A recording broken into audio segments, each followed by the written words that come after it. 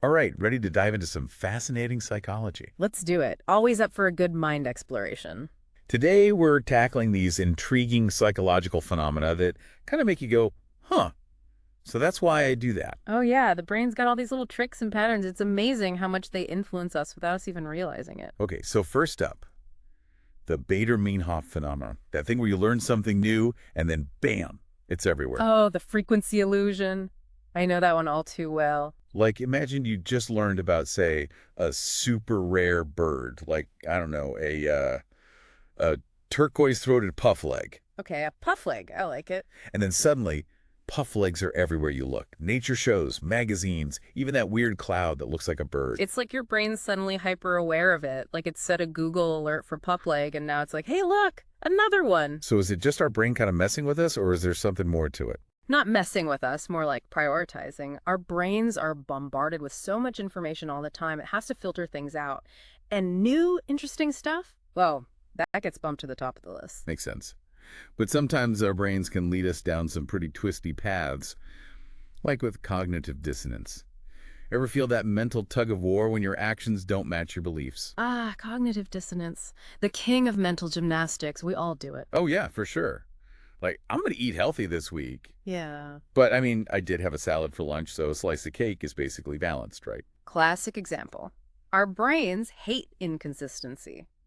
So to make us feel better, they come up with all these justifications, even if they're a bit creative. It's like our internal PR team working overtime. Totally. It's like our brain is saying, look, we know you messed up, but let's spin this, make you feel less guilty. And that need for consistency, it can affect our physical well-being too. Like think about the placebo effect. The placebo effect. Oh, that's a good one. The whole idea that a sugar pill can actually work just because you believe it will, that's wild. It is. Your brain's like, oh, we're getting medicine. Time to heal. And the body, amazingly, sometimes follows suit. So you're telling me it's not the sugar pill itself, but the belief that's kickstarting the healing process? That's pretty powerful. It really is. Shows you how much our minds can influence our bodies. And speaking of the power of belief, we can't forget the Dunning-Kruger effect. The one where, well, the less you know, the more confident you are. Oh, that one's a classic. The friend who just started learning guitar and thinks they're ready to headline Coachella. Exactly. It's not just a lack of knowledge, it's a lack of awareness about that lack of knowledge. Like they don't even know what they don't know. So they're not just bad at something. They're completely oblivious to how bad they are. That explains a lot. It does, doesn't it? And the flip side is, the more expertise you gain, the more you realize how much there's still to learn. Humility often comes with true knowledge. Makes you want to stay curious and open to learning no matter how much you think you already know. Couldn't agree more. Okay, let's switch gears to something a little more lighthearted. Have you ever seen a face in a random object? Like Elvis on a piece of toast. Oh, you mean pareidolia. Happens to me all the time. It's like my brain is constantly looking for patterns, even where there aren't any. Right. Our brains are wired for pattern recognition. It's how we make sense of the world. But sometimes it gets a little carried away and sees things that aren't really there. So it's not that Elvis is actually haunting my kitchen. It's just my brain trying to find meaning in a random bird mark. Pretty much. It's all part of our amazing yet sometimes quirky human nature. But hey, some of those quirks can be less fun, like the bystander effect. Oh, that's a heavy one. The more people around, the less likely anyone is to help, right? Everyone assumes someone else will step up. Sadly, yeah. It's like this diffusion of responsibility. Everyone thinks, oh, someone else will call 911, but what if everyone's thinking that?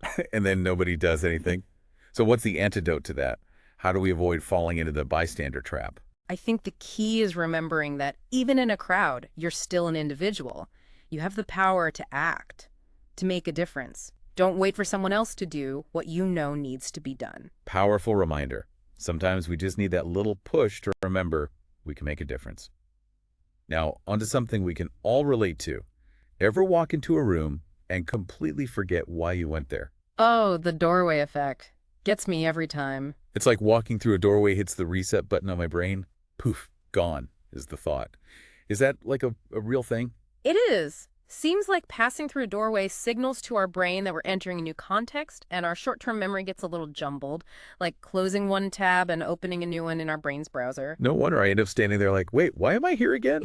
It's frustrating, Yeah. but also kind of funny when you think about it. It is. It's a good reminder to maybe jot things down, especially as we get a little older. Note to self, write everything down. Okay, shifting gears to expectations. Have you heard of the Pygmalion effect? Ugh, the Pygmalion effect. It's like a self-fulfilling prophecy. If you believe someone is capable of great things, you treat them in a way that encourages their success. And, well, they often rise to the occasion. It's like when a teacher believes in a student, gives them extra attention and support, and then the student actually excels. It's amazing how powerful that can be. It really is. But the opposite is true too. Negative expectations can be just as influential, unfortunately.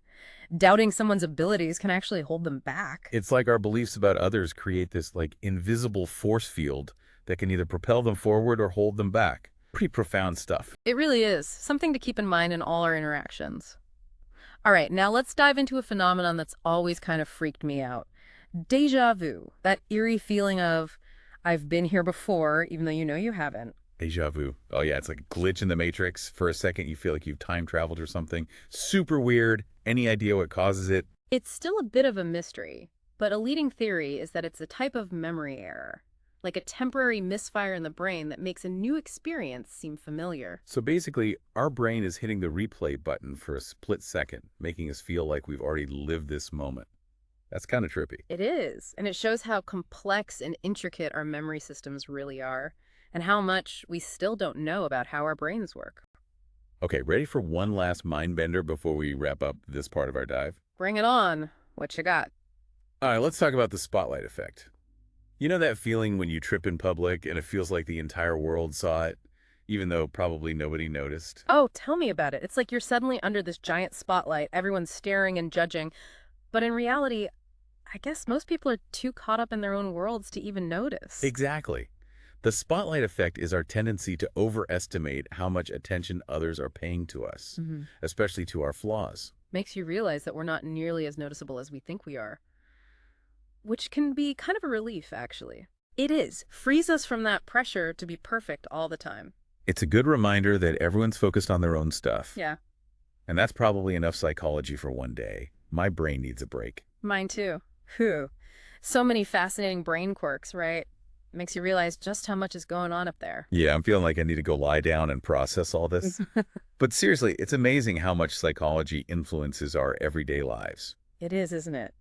And speaking of resources, for anyone listening who wants to dive deeper into all this, we've got some great starting points for you. Oh yeah, absolutely. First off, there's the American Psychological Association, or APA for short. The APA is like the mothership for all things psychology. Their website is a treasure trove of information. Seriously. You've got research articles, expert insights, even tips for improving mental well-being.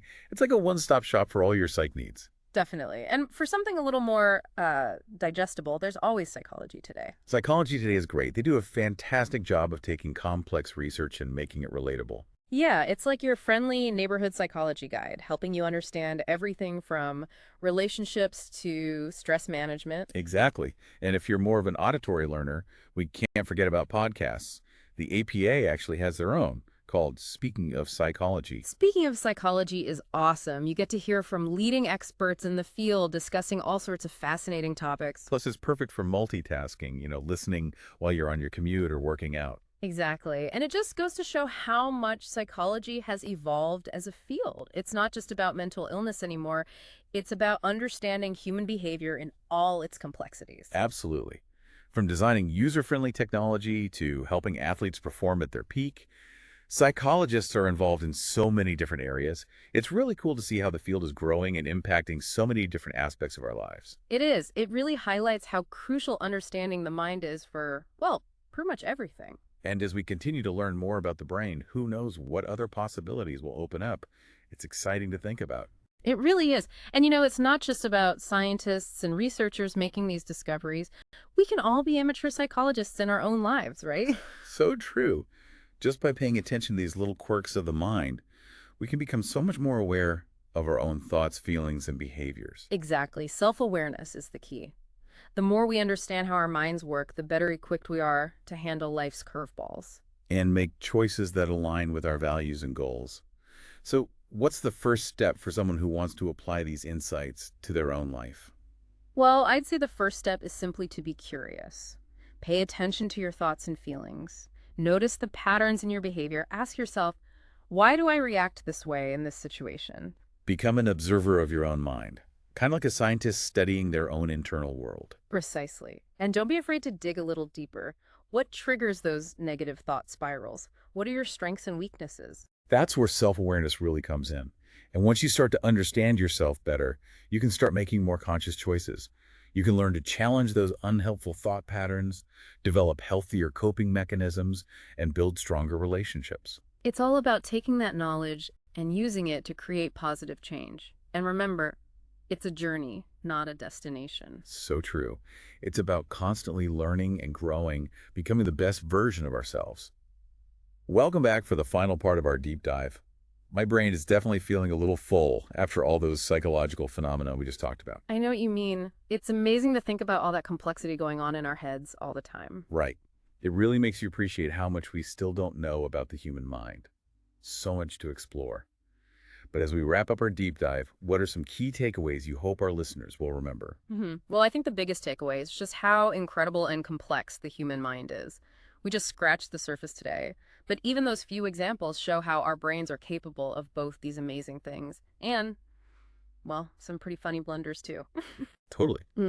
And I think it's important to remember that those blunders aren't always a bad thing. I mean, they're part of what makes us human. Right, absolutely. Our quirks and imperfections, they're what make us unique and interesting. Yeah. And adaptable too. Yeah, exactly. And I think it's important to remember that all this stuff we've been talking about, it's not just trivia. Understanding these psychological phenomena can actually help us live better lives. I completely agree.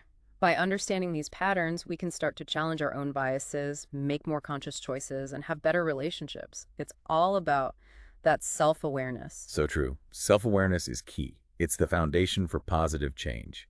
And I think if there's one thing I want listeners to take away from this deep dive, it's that self-discovery is a journey, not a destination. Well said.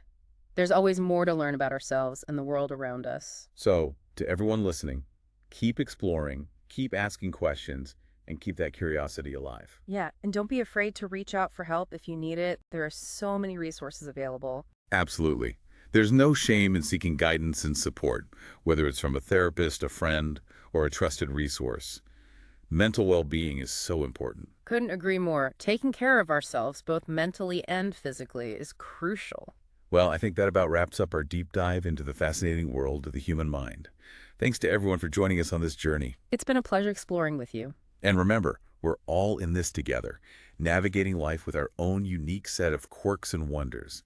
So be kind to yourself, embrace your imperfections, and never stop learning. Beautifully said. Thanks for listening to The Deep Dive.